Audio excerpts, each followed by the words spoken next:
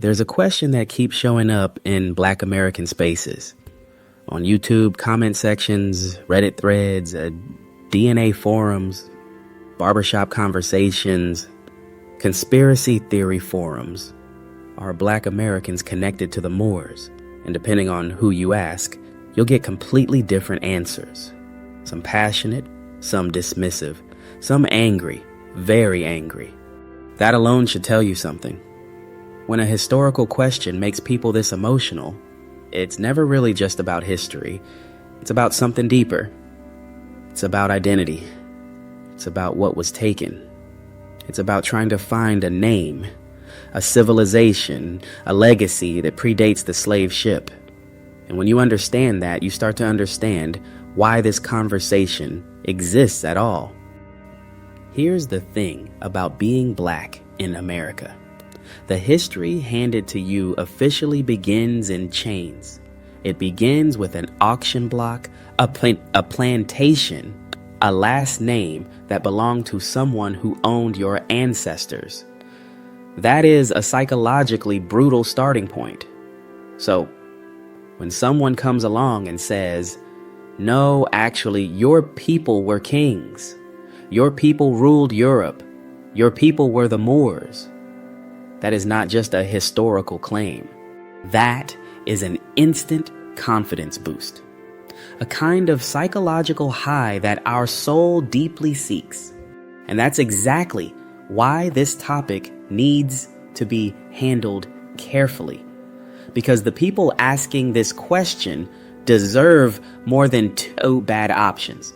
They deserve more than a dismissive historian saying, that's not real, and walking away. But they also deserve more than a feel-good story built on a shaky foundation. What they deserve is the actual evidence, wherever it leads. That's the only thing that genuinely respects the question. Now, before we go any further, let's establish how we're going to approach this. We're not going in with an agenda. We're not here to destroy anybody's identity or protect anybody's feelings. We're going to do what a forensic investigator does. We follow the trail. We look at the primary sources. We look at genetics. We look at the documented historical record. And when the evidence is unclear, we say so. When it's definitive, we say that too. This also means we're going to have to separate several things that have gotten tangled together over time. The word Moor itself. The history of the actual Moorish civilization in Spain. The origins of Moorish identity movements in America. The DNA claims. The sovereign citizen angle. The pre-Columbian theories. These are all different camps. And one of the reasons this topic is so confusing is that people pull one argument from one camp and run with it. We're going to unravel each one slowly, carefully, with receipts. Because here's what's actually at stake. If the connection is real, even partially, that's a story that deserves to be told properly, not exaggerated into mythology. And if parts of it don't hold up, and some parts genuinely don't, then knowing that is also valuable. Because chasing a historical identity that can be dismantled by one document leaves you more vulnerable, not less. Real history, even when it's complicated, is always a stronger ground to stand on. By the end of this video, you're going to know exactly what the historical record says about the Moors. You're going to know where Black Americans genuinely fit into that story. You're going to know what the DNA actually shows and what it doesn't. You're going to understand where the identity movement came from and why it took the shape it did. And you're going to be able to have this conversation with anyone armed with actual evidence. So let's start at the very beginning, because before we can ask whether Black Americans are connected to the Moors, we have to ask a question that almost nobody stops to answer first. Who exactly is a Moor? That question sounds like it should have a simple answer. You'd think After centuries of history books, documentaries, and university courses, we'd have a clean definition sitting somewhere. But here's the first thing the evidence shows us. And this is important. The word Moor was never a precise term. It was never an ethnicity. It was never a nationality. It was a label. And labels, especially old ones, are complicated. The word itself traces back to the Latin Maori, used by Romans to describe the people of Mauritania, a region roughly covering modern-day Morocco and western Algeria. But over centuries, European writers stretched that word far beyond its original geography. By the medieval period, Moor was being applied to Muslims from North Africa, Arabs from the Middle East, Berbers from the Maghreb, and sometimes any dark-skinned person Europeans encountered. One word, multiple very different people. This is not a minor detail. This is actually the root of almost every argument you'll ever see about this topic.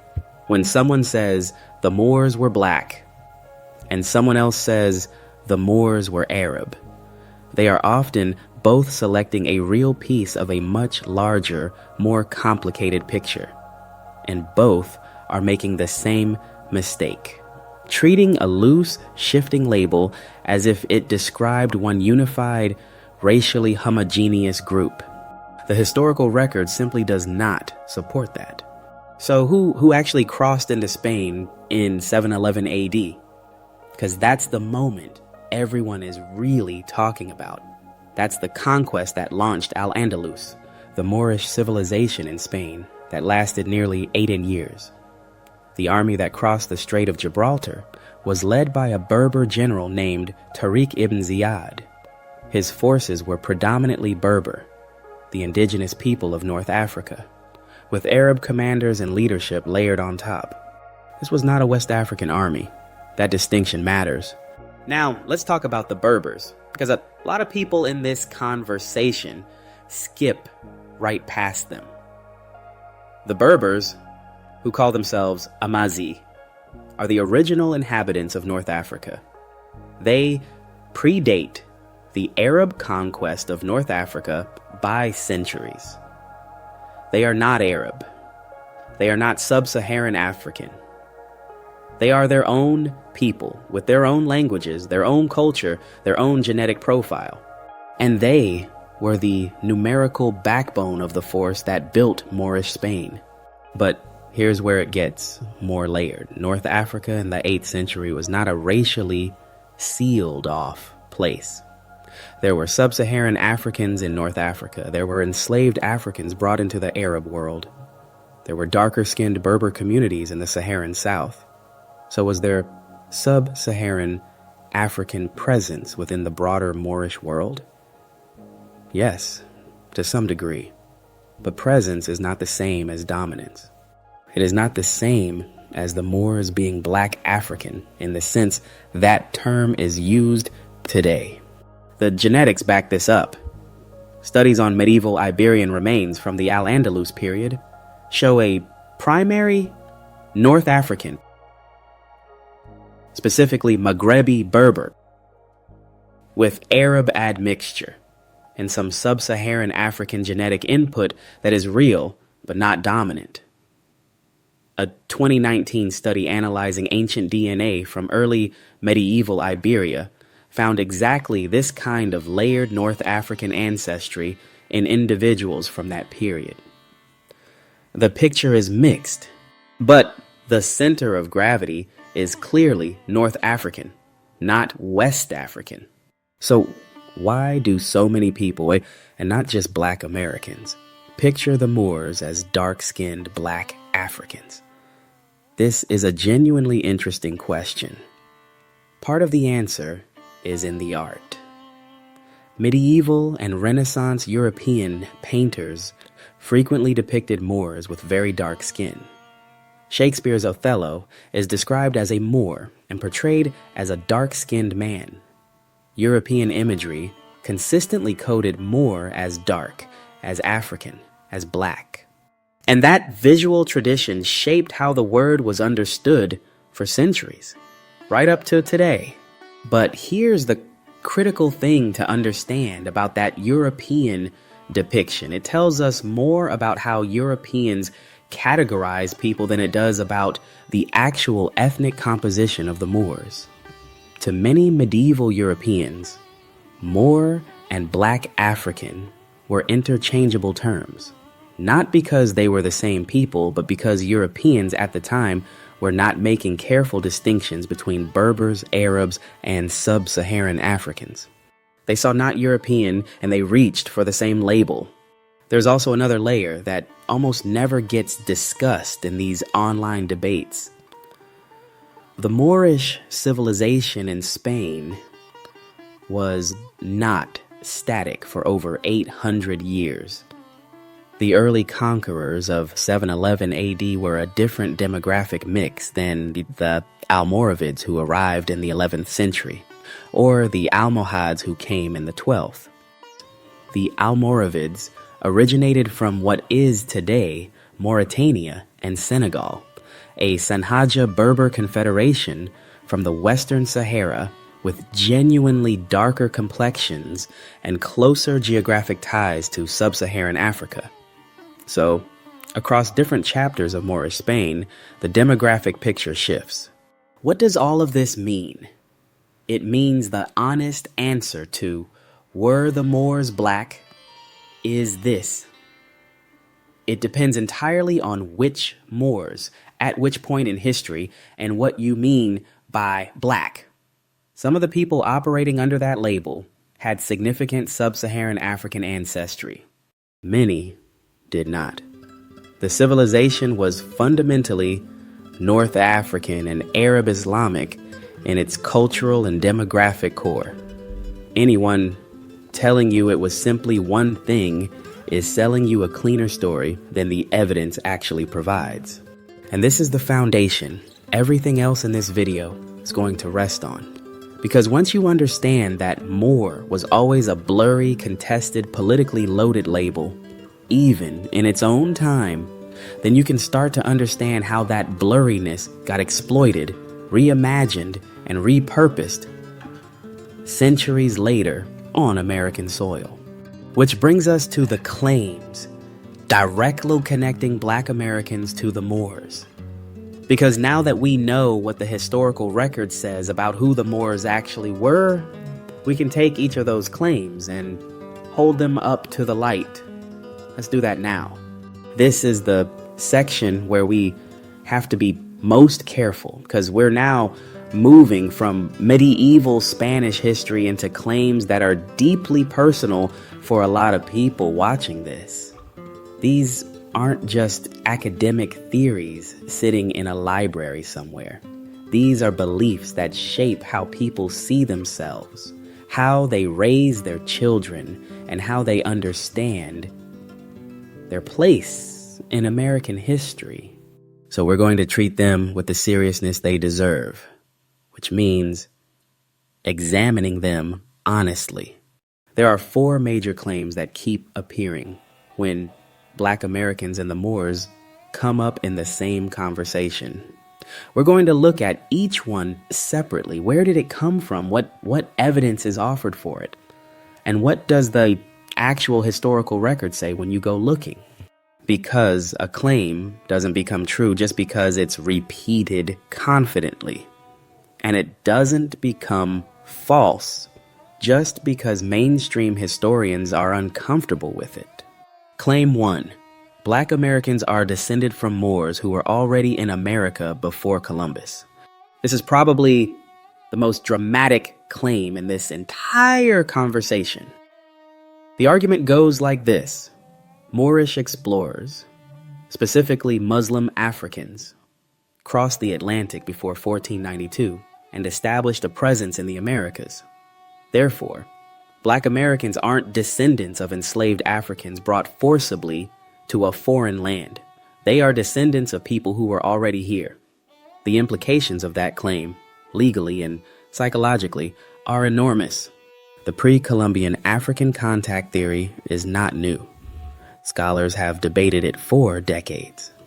The most gaited Serious academic work on this is Ivan van Sertima's They Came Before Columbus, published in 1975. Van Sertima argued that West African mariners made contact with the Americas before Columbus, pointing to things like the Olmec colossal heads with African-looking features, botanical evidence of plants crossing between continents, and accounts from Columbus himself mentioning that indigenous people spoke of black traders arriving from the south. So, how does the mainstream historical and archaeological community respond to this? The honest answer is skeptically, but not dismissively, on every point. The botanical evidence for pre-Columbian contact between Africa and the Americas actually has some legitimate support. Certain crops, particularly bottle gourds and possibly cotton, show signs of transoceanic movement that some researchers take seriously. This isn't fringe territory. Contact of some kind between distant populations before Columbus is a genuinely open question in archaeology. But here's where the evidence gets thin. The Olmec heads are a recurring piece of this argument, and they've been examined extensively. Professional archaeologists and anthropologists who have studied these sculptures, including African and African American scholars, largely conclude the features reflect indigenous variation, not African origin. There is no archaeological site in the Americas from this period that contains undisputed African artifacts, African skeletal remains, or African material culture predating Columbus. That absence is a significant problem for the strong version of this claim. And even if we accept that some African contact with the Americas occurred before Columbus, which is possible, that would most likely involve West African coastal peoples, not the Berber and Arab Moors of Spain. Those are different populations, separated by thousands of miles, and very different seafaring traditions. Connecting pre-Columbian African contact theory directly to the Moors specifically requires an additional leap that the evidence doesn't currently support. Claim 2. Enslaved black Americans were actually Moors and Muslims, stripped of their identity by the slave trade. This one has a different emotional texture. It's not about being here before Columbus, it's about what was erased. The argument is that a significant portion of the Africans brought to America as slaves were actually Muslims, possibly from civilizations connected to or influenced by Moorish culture, and that the slave trade deliberately destroyed that identity, replacing it with Christianity and Anglo surnames. Here's what's genuinely true in this claim, and this part is important. A meaningful percentage of enslaved Africans brought to the Americas were Muslim. Historians estimate that somewhere between 15 and 30% of enslaved Africans imported to North America came from regions with significant Muslim populations, particularly Senegambia, Sierra Leone, and the Western Sudan. There are documented cases of enslaved Muslims in America who maintained their faith, wrote in Arabic, and preserved elements of Islamic practice under extraordinary conditions. One of the most striking examples is Omar ibn Said, an enslaved scholar from West Africa who arrived in America in 1807 and wrote his autobiography in Arabic while enslaved in North Carolina. He was real. His manuscript survives. He was educated, devout, and unquestionably Muslim before and during his enslavement. He was not alone. Scholars like Sylviane Diouf have documented this Muslim presence in American slavery extensively in the academic year record. So the kernel of truth here is real and it matters. Some ancestors of Black Americans were absolutely Muslim Africans whose religious and cultural identity was systematically suppressed. That is a legitimate historical grievance backed by documented evidence. But, and this is the critical distinction. So being a Muslim African from West Africa is not the same as being a Moor. The Moors were a specific historical population operating in North Africa and Iberian Spain. West African Muslims of the 17th and 18th centuries were their own distinct civilizations with their own histories. Collapsing Muslim African into Moor is the same categorical error as collapsing European Christian into Roman. They share a religious tradition. They do not share an identity, a geography, or a direct lineage. The connection is real at the level of religion and broad continental origin. It does not hold up as a specific ancestral claim to Moorish identity. Claim 3. Black Americans have a connection to the Moors through the freedmen and Native American tribes. This claim operates on a different axis. It connects Black Americans, specifically those with Native American ancestry, to so-called Moorish populations that allegedly existed in the Americas among indigenous communities. The Yamasee Nation of Moors, certain 5 civilized tribes freedmen communities, and similar groups have made claims of Moorish heritage tied to indigenous American identity. The documented history of Black and Native American intermingling is genuinely complex and real. African Americans and Native Americans have centuries of shared history through escape from slavery into indigenous communities, through the freedmen of the 5 civilized tribes, through intermarriage and cultural exchange. That history is legitimate, documented, and underexplored in mainstream American education. Some families genuinely carry both African and Native American ancestry in measurable, traceable ways. I made an entire video on this topic, linked in the description below.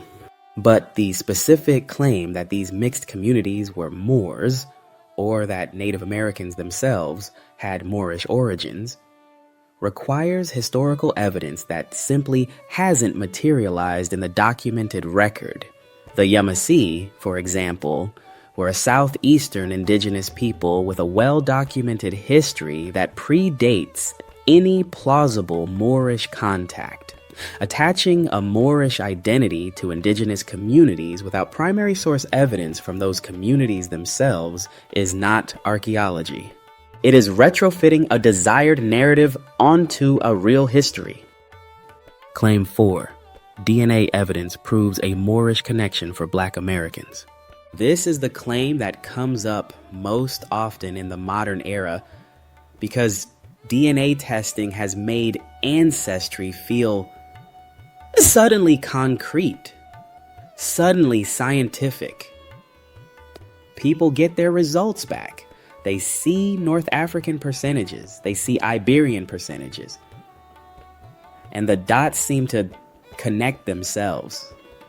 North African ancestry plus Iberian ancestry equals Moorish ancestry. It feels like the evidence is right there in the data. Let's be precise about what consumer DNA tests actually measure. They measure genetic similarity to reference populations in a company's database.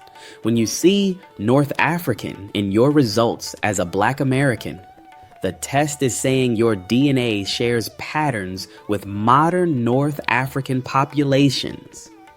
It is not saying your ancestor was a Moor in medieval Spain. It is not tracing a specific historical migration. It is identifying a genetic signal, and that signal has multiple possible explanations. For Black Americans specifically, North African genetic signals most likely trace to one of 3 pathways. First, the trans-Saharan slave trade, which moved sub-Saharan Africans into North Africa for centuries before and during the Atlantic slave trade era, creating genetic mixing within Africa itself. Second, The general genetic relationship between North African Berber populations and certain West African populations, which share some ancestry going back thousands of years before the Moors ever existed. Third, and this is the most ironic possibility, Moorish ancestry entering through the European side of a Black American's family tree, via Spanish or Portuguese colonizers who themselves carried Moorish-era admixture. None of these pathways are shameful. All of them are historically real. But none of them are the same as being a direct descendant of the Moors of Al-Andalus. The DNA is picking up ancient African population relationships, transcontinental trade route genetics, and colonial era admixture, not a clean line back to 8th century Iberia. Treating a percentage on a consumer DNA report as proof of Moorish ancestry is asking that tool to do something it was not designed to do. So, where does all of this leave us? After examining all four claims forensically, the pre-Columbian theory, the enslaved Muslim identity argument, the freedmen and Native American connection, and the DNA evidence, here is what the honest scorecard looks like. Some Black Americans almost certainly have Muslim African ancestors whose identities were erased by slavery. That is real. Some Black Americans carry genetic signals that trace back through North African population history. That is real. The pre-Columbian contact debate is not entirely closed, though the Moors specifically are not at the center of the credible version of that argument. And the freedmen and Native American history is genuinely complex and worth its own serious investigation. But a direct, specific, documentable ancestral line connecting Black Americans as a group to the Moorish civilization of Al-Andalus, that evidence does not currently exist in the historical record. And more importantly, the absence of that specific connection does not diminish Black American history. It does not make the story smaller. If anything, understanding why people hunger for that connection so deeply tells us something more honest and more powerful about what America actually did to its Black population, and which brings us to the movement that tried to answer that hunger on American soil in the early 20th century, and what it eventually became. Everything we've covered so far has been about history that happened overseas in North Africa and medieval Spain and West African kingdoms. But now we're coming to America, and we're coming to a specific moment in American history that explains more about this entire conversation than almost anything else. Because the idea of Black Americans as Moors didn't emerge from academic research. It emerged from suffering. It emerged from a man who watched his people being destroyed and decided to give them something nobody could take away. That man was Timothy Drew. Born in 1886 in North Carolina, the son of freed slaves, raised in a country that had decided Black people were subhuman by law, by custom, and by daily violence, he would later rename himself Noble Drew Ali. And in 1913, in Newark, New Jersey, he founded the Moorish Science Temple of America. To understand why that institution resonated so deeply and why it still does, you have to understand what Black life in America looked like in 1913. This was the era of Jim Crow at full force. Lynchings were not rare occurrences. They were public spectacles, sometimes attended by thousands. Black Americans were systematically excluded from economic opportunity, political participation, and legal protection. The entire architecture of American society was designed to communicate one message to Black people: you do not belong here. You have no history. You have no identity. beyond what we assigned you. Into that environment, Noble Drew Ali arrived with a completely different message. His message was this: you are not Negroes. You are not colored. You are not the names your oppressors gave you. You are Moors. You are Asiatics. You are a people with an ancient, noble history that predates American slavery by centuries. You have a nationality. You have a divine origin. And because you have a nationality, the laws of this country apply to you differently than they apply to the people being called Negroes. That message was not just spiritual. In 1913 America, that message was revolutionary. Noble Drew Ali taught that Black Americans were descended from the Moabites and Canaanites, ancient peoples he connected to Morocco and the broader Moorish world. He created the Holy Quran of the Moorish Science Temple, not the Islamic Quran, but his own sacred text, blending Islam, Christianity, Freemasonry, and Pan-African thought into a new religious framework. He issued nationality and identification cards to his followers. He told them to drop European surnames and add El or Bey to their names. He was building an identity infrastructure from scratch. And it worked. The Moorish Science Temple spread rapidly through Black communities across the American Northeast and Midwest. By the late 1920s, there were temples in Chicago, Detroit, Philadelphia, Pittsburgh, and beyond. Tens of thousands of members, because Noble Drew Ali understood something that historians and sociologists would spend decades trying to articulate. That identity is not a luxury. For a people whose identity had been systematically destroyed, reconstructing it was a survival strategy. Noble Drew Ali died in 1929 under circumstances that remain disputed, possibly from injuries sustained during a police interrogation, possibly from internal conflict within the movement. He was 43 years old, but the institution he built did not die with him. It fractured, reorganized, and evolved.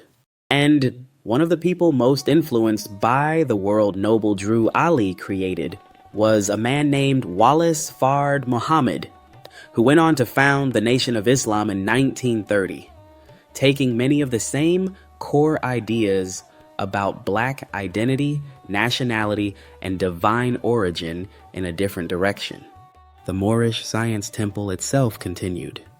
It still exists today, and in its modern form it remains largely what Noble Drew Ali intended: a spiritual and cultural identity movement, giving Black Americans a framework for understanding themselves outside of the definitions imposed by slavery and segregation.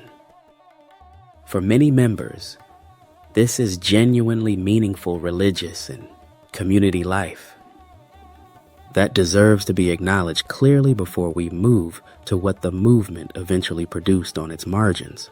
Because somewhere along the line, a different interpretation of Noble Drew Ali's teachings began to develop. It took his core argument that Moorish Americans have a different legal status than other Americans and pushed it in a direction he almost certainly never intended. This interpretation said that if Moorish Americans are not subject to the same legal framework as other citizens, then they don't have to pay taxes. They don't have to have driver's licenses. They don't have to recognize court jurisdiction. They can file documents using their Moorish nationality to discharge debts, invalidate mortgages, and escape legal accountability entirely. This is the Moorish sovereign citizen movement, and it is important to distinguish it sharply from the Moorish Science Temple itself, because they are not the same thing, even though they share a vocabulary and a founding mythology. The sovereign citizen framework, the idea that certain legal maneuvers, specific document filings, or nationality declarations can exempt a person from ordinary law is not unique to Moorish Americans. It exists across racial lines in America. But the Moorish version has a specific texture because it is layered on top of a genuine historical grievance about Black identity and legal personhood. The legal claims don't hold up. Federal and state courts have consistently and unanimously rejected Moorish sovereign citizen arguments. Judges have ruled repeatedly that filing a document declaring Moorish nationality does not exempt anyone from American law, does not invalidate legitimate debts, and does not create a separate legal jurisdiction. People who have followed this path have lost homes, gone to prison, and suffered serious legal consequences, believing they had found a loophole that does not exist. That is not a small thing. Real people have been genuinely harmed by this. The most dramatic recent example is the Rise of the Moors incident in July 2021.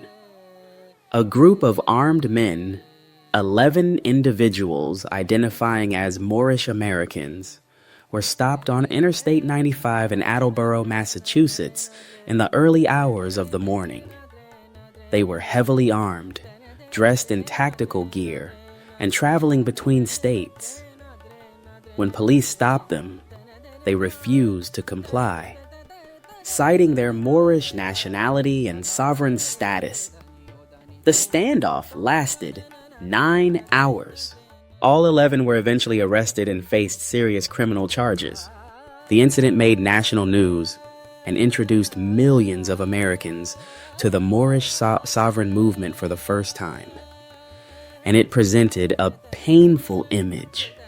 Black men genuinely believing they had found a framework that protected them, facing down a legal system that had absolutely no intention of recognizing their claims. Whatever you think about the politics of that moment, watching it was not easy, because underneath the tactical gear and the legal declarations was the same hunger Noble Drew Ali had seen in 1913. The hunger for an identity, a status, a legal standing that America had never voluntarily given Black people. And that is perhaps the most important thing to hold on to from this entire section. The Moorish Science Temple, the sovereignty movement, the identity claims, the legal arguments, they did not emerge from nowhere. They emerged from a specific American wound.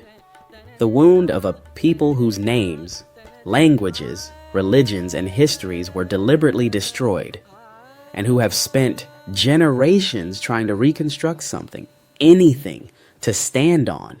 Noble Drew Ali was not a historian. He was not making peer-reviewed arguments about medieval Iberian demographics. He was a man watching his people suffer and building them a ladder out of the only materials available to him. Whether the historical foundation holds up to scrutiny, and we've seen that it doesn't entirely, the human need that produced it is completely real. And that human need is something no forensic examination of medieval genetics can dismiss. But knowing where a belief comes from is not the same as endorsing it.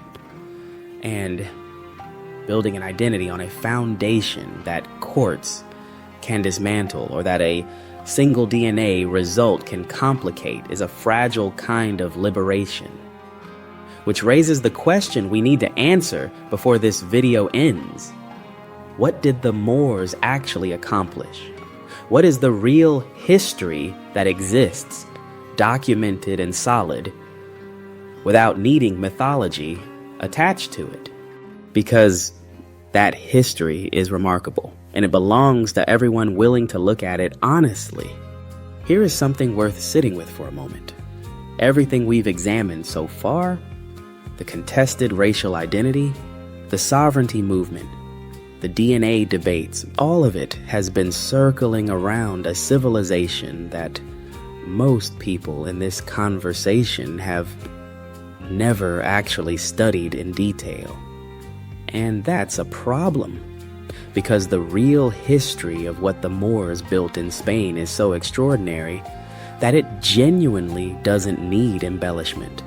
The actual record is already remarkable. The mythology isn't filling a gap. It's obscuring something better. Let's go back to 711 AD. Tariq ibn Ziyad crosses the Strait of Gibraltar with roughly 7,000 soldiers, mostly Berber with Arab commanders. And within 7 years, they have taken control of nearly the entire Iberian Peninsula. This is one of the fastest military conquests in medieval history. The Visigoth Christian kingdoms that had controlled Spain essentially collapsed. And on the land they conquered, the Moors began building something that would, over the next 3 centuries, become the most sophisticated civilization in the Western world. The city of Cordoba is where you have to start. By the 10th century, Cordoba was the largest and most advanced city in all of Europe. Not one of the largest. The largest. Population estimates range from 5,000 to 1 million people at its peak, at a time when London had roughly 15,000 inhabitants and Paris was not much larger. Cordoba had paved streets with street lighting, at a time when the rest of Europe's cities were essentially dark, unpaved, and unsanitary.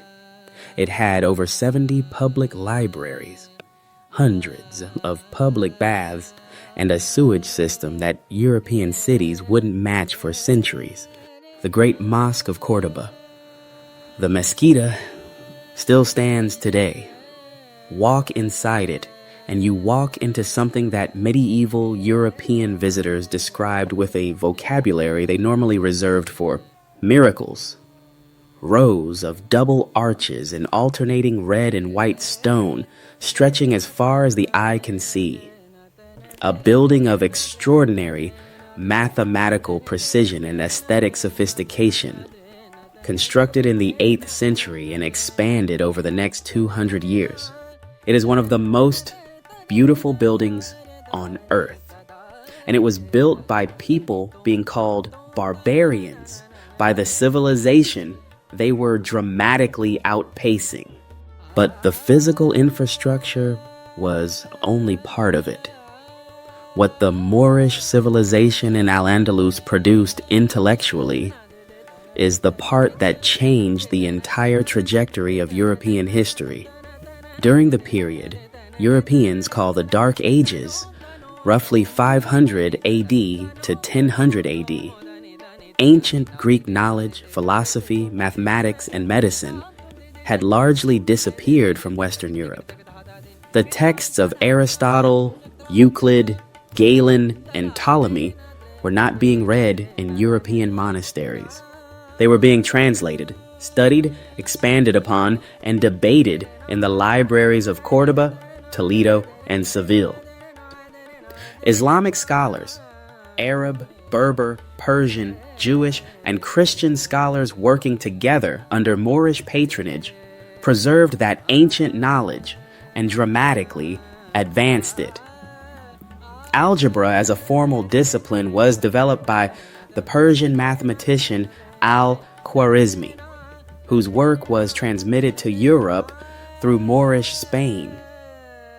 The word algebra itself comes from the Arabic al-jabr, the numerical system you use every day, including the concept of zero, entered Europe through Moorish Spain, transmitted from Indian mathematicians through Arab scholars. Without that transmission, modern mathematics, as we know it, does not exist. Medicine in Al-Andalus was centuries ahead of anything happening in Christian Europe. Ibn Rushd, known in Europe as Averroes, was a Moorish physician and philosopher from Cordoba, whose medical encyclopedia was used in European universities for 400 years after his death. Ibn Zur, known as Avenzoar, pioneered experimental medicine, performing dissections and clinical observations at a time when European medicine was still largely mystical. Abul-Qasis, Abu al-Qasim al-Zahrawi, wrote a 30-volume surgical encyclopedia that became the standard medical reference in Europe for 5 centuries. These were not marginal contributors to human knowledge. They were its primary custodians during one of history's most important periods. Agriculture in Moorish Spain transformed the landscape of the Iberian Peninsula permanently. The Moors introduced sophisticated irrigation systems, drawing on Persian and North African engineering knowledge that turned arid land into productive farmland. They introduced crops that are now staples of Spanish and European cuisine: oranges, lemons, figs, pomegranates, rice, sugarcane, cotton, and saffron. The terraced hillsides and irrigation channels they built in regions like Granada and Valencia are still visible today, still partially in use after 1,000 years. They didn't just conquer the land, they transformed it. And then there is the question of coexistence, convivencia, the period of relative cultural and religious tolerance that characterized significant portions of Moorish rule in Spain. This is a point that requires careful handling because it is both real and frequently overstated. Al-Andalus was not a perfect multicultural utopia. Non-Muslims under Moorish rule paid special taxes, faced legal restrictions, and experienced real discrimination. There were periods of persecution, forced conversion, and violence, particularly under the more fundamentalist Almoravid and Almohad dynasties who arrived later. But relative to what was happening elsewhere in medieval Europe, where Jews were being massacred, heretics burned, and religious minorities systematically expelled, the periods of convivencia in Al-Andalus represented something genuinely different. Jewish scholars flourished in Moorish Spain in ways they couldn't elsewhere. Maimonides, arguably the most important Jewish philosopher of the medieval period, was born in Cordoba in 1138. Christian scholars came to Toledo specifically to access Moorish libraries and translate texts they couldn't find anywhere else in Europe. The knowledge transfer that eventually fueled the European Renaissance passed substantially through this civilization. The end of Moorish Spain came gradually and then all at once. The Reconquista, the Christian reconquest of the Iberian Peninsula, was not a single event but a process lasting centuries. Christian kingdoms in the north slowly pushed southward, recapturing territory bit by bit. Toledo fell in 1085. Seville fell in 1248. The final Moorish kingdom, Granada, held on until January 2nd, 1492. The same year, Columbus sailed west. When Granada fell, the last Moorish ruler, Boabdil, handed over the keys to the Alhambra Palace to Ferdinand and Isabella. It is said he wept as he left. His mother reportedly told him to weep like a woman for what he could not defend like a man. Whether that story is true or legend, it captures something real about the magnitude of what ended that day. What followed was devastating. The Moriscos, Muslims who had converted to Christianity to avoid expulsion, were viewed with permanent suspicion. The Spanish Inquisition targeted them relentlessly, investigating whether their conversions were genuine. In 1609, King Philip III ordered the complete expulsion of the Moriscos from Spain. Between 300,000 and 500,000 people were forced out, many of them families who had been nominally Christian for generations, whose connection to Islam was cultural memory more than active practice. They dispersed across North Africa, the Ottoman Empire, and beyond. A civilization that had lasted nearly 800 years was deliberately and systematically removed from the land it had built. This is a direct consequence of being conquered. Because one of the recurring themes in this entire conversation, Black Americans seeking a history that was taken from them, has a direct parallel in what happened to the Moorish population of Spain. The Moriscos had their names changed, their language suppressed, their cultural practices criminalized, and their history removed from the official record of the nation they had built. Sound familiar? The mechanism of cultural erasure is not unique to American slavery. It is a tool that powerful institutions have used repeatedly throughout history to unmake the identity of conquered people. So here is what the actual history of the Moors gives us, without any mythology required. It gives us a civilization that preserved human knowledge during Europe's darkest period. It gives us the mathematical and scientific foundations that made the Renaissance possible. It gives us architecture that still stands 1,000 years later. It gives us agricultural innovation that permanently changed a continent's landscape. It gives us a story of a multicultural, multilingual, multi-religious civilization that, for significant stretches of its existence, outperformed everything happening in Christian Europe by virtually every measurable standard. That history is real. It is documented, and it is sitting in libraries and archaeological sites and genetic databases and medieval manuscripts waiting to be read. It does not need to be attached to a specific Black American genealogical claim to be powerful. It does not need sovereign citizen legal theories or pre-Columbian landing stories to matter. It stands completely on its own, extraordinary, complicated, and true. And here is the final question this video has been building toward all along. If that real history exists, documented and remarkable, why does so much of the conversation about Black Americans and the Moors bypass it in favor of claims that don't hold up to scrutiny?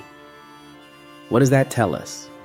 What is actually being asked when someone says, "We are the Moors"? That's the question. Part 6 is going to answer, and it might be the most important part of this entire video. We've covered a lot of ground. We've looked at who the Moors actually were, a predominantly Berber and Arab civilization, racially complex, historically layered, not reducible to a single identity. We've examined the 4 major claims connecting Black Americans to the Moors and shown exactly where each one holds up and where each one doesn't. We've traced the Moorish Science Temple from Noble Drew Ali's genuine spiritual vision to the sovereign citizen movement it eventually influenced. And we've looked at what Al-Andalus actually built, a civilization so remarkable it changed the course of human history. Now it's time for the verdict, not just on the historical claims, but on the deeper question underneath all of them. Because after going through all of this evidence, all of these sources, all of these threads, the most important conclusion isn't about medieval genetics or DNA percentages or court rulings on sovereign citizenship. The most important conclusion is about what this entire conversation reveals about the Black American experience itself. Let's start with what the evidence supports. Some Black Americans almost certainly descend from Muslim African ancestors, people from Senegambia, Sierra Leone, and the Western Sudan, whose religious and cultural identities were deliberately destroyed by the machinery of American slavery. That is not a claim. That is documented history. Omar ibn Said was real. The Arabic manuscripts written by enslaved Muslims on American soil are real. The suppression of that identity was systematic and intentional. That part of the story deserves full acknowledgement. The genetic signals showing North African ancestry in some Black Americans are also real. They trace through multiple pathways: trans-Saharan population movement, ancient West and North African genetic relationships, and colonial-era admixture. None of those pathways are a direct line to Al-Andalus specifically, but they are real population connections with real historical explanations. A person seeing North African ancestry in their DNA results is not hallucinating something. They are seeing a genuine signal, one that simply requires more careful interpretation than "I am descended from the Moors of Spain." The Moorish civilization itself is absolutely a part of world history that Black people, and specifically African people, have a legitimate relationship with. The Berbers who formed the backbone of that conquest were African. North Africa is Africa. The claim that African people contributed foundationally to the civilization that preserved and transmitted human knowledge during Europe's Dark Ages is not mythology. It is history. Separating African from Moorish as if they are completely unrelated categories is its own form of historical distortion. But here is what the evidence does not support. It does not support the claim that Black Americans as a group are direct descendants of the Moorish civilization of Al-Andalus. There is no documented genealogical pathway, no archaeological evidence, no genetic signature specific enough to establish that connection as a group identity. The pre-Columbian Moorish presence in America is not supported by current archaeological evidence. The sovereign citizen legal framework built on Moorish nationality claims has been rejected by every court that has examined it. And consumer DNA tests cannot and do not confirm medieval Iberian Moorish ancestry specifically. That is the honest scorecard. And delivering it honestly is not an act of hostility toward Black American identity. It is an act of respect. Because here is something that needs to be said directly. Black American history does not need the Moors to be extraordinary. It already is. The survival of African culture through the Middle Passage, the preservation of music, language patterns, spiritual practices, and communal bonds, under conditions designed to destroy them all. The intellectual, artistic, and political contributions Black Americans made to a country that enslaved them and then legislated against them for another century after emancipation. That history is staggering. Doesn't need a medieval Spanish civilization attached to it to matter. So, why does the hunger for this connection persist? Why, after everything, do people keep reaching for the Moorish identity? This is the question that matters most. And the answer isn't ignorance. The answer isn't gullibility. The answer is something much more specific and much more indicting of American history itself. When a society spends 250 years enslaving a people and then spends another 100 years legislating their inferiority and builds an entire educational system that teaches their history as beginning in chains, it creates a specific kind of wound, not just economic, not just political, psychological, existential. It creates a people who have been handed a story about themselves that begins with powerlessness and asks them to build a sense of worth from that starting point. That is an almost impossible. Yes. Noble Drew Ali understood this in 1913. Malcolm X understood it in 1962. Every person who has ever handed a family member a Moorish nationality card, or that told their child they were descended from kings, or pointed to the Olmec heads as evidence of African presence in America, they all understood the same thing. The official story is not enough. The official story was designed to diminish, and so people go looking for something else, something older, something that predates the wound. That impulse is not pathological. It is human. Every displaced people in history has done some version of this. The Irish reconstructed a Gaelic identity after British colonization tried to erase it. Jewish communities maintained a connection to ancient Israel across 2,000 years of diaspora. Indigenous Americans have fought legal and cultural battles to have their pre-colonial histories recognized as real and foundational. The desire to reach back past the point of dispossession and say, we existed before this happened to us and we were something. That desire is one of the most fundamentally human responses to historical trauma that exists. The problem is not the desire. The problem is when the specific historical claim used to satisfy that desire is built on a foundation that can be dismantled. Because if your identity rests on a claim that a historian can refute, or a court can reject, or a DNA test can complicate, then your identity is permanently vulnerable. You will spend your energy defending the claim instead of building on the history. And the history, the real, documented, remarkable history, will keep sitting there unexamined, while the argument about the mythology goes on forever. Here is what real historical grounding looks like for Black Americans interested in this specific thread. The connection to Islamic Africa is real and documented. Pursue that.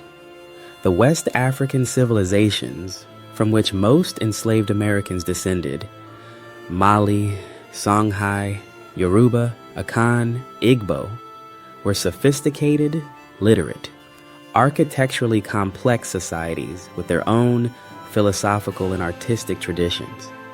That history is sitting in libraries and museums and genetic databases waiting.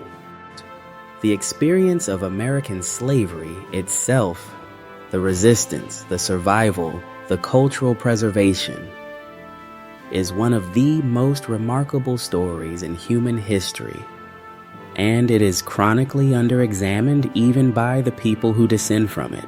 And the Moorish civilization? Learn it. Study it properly. Al-Andalus was genuinely extraordinary and genuinely African in its Berber foundation. The intellectual contributions of that civilization to human knowledge are real and permanent and belong to world history. Claim that history, not as a direct genealogical inheritance necessarily, but as part of the broader story of what African and African-descended civilizations have contributed to humanity. That claim is legitimate. That claim is strong. That claim can withstand scrutiny because it is true. The forensic examination this video set out to do leads to one final conclusion. The Black American hunger for Moorish identity is not a historical error. It is a symptom. It is a symptom of what happens when a society destroys a people's history and then acts surprised when those people go searching for it in unconventional places. The solution is not to mock the search. The solution is to do the harder work of finding that actual history, learning it deeply, and building identity on a foundation that doesn't need mythology. Because the truth is already powerful enough. The Moors built Cordoba. They preserved Aristotle. They gave Europe algebra. They irrigated Spain. They kept the lights on during Europe's darkest centuries. That happened. It is documented. It is real. And the people who descend from the civilizations that produced those Moors, the Berbers, the West Africans, the North Africans. Their history is extraordinary, whether it connects to a specific medieval kingdom or not. You don't need to be a Moor to stand in that legacy. You just need to know the actual history. And now you do.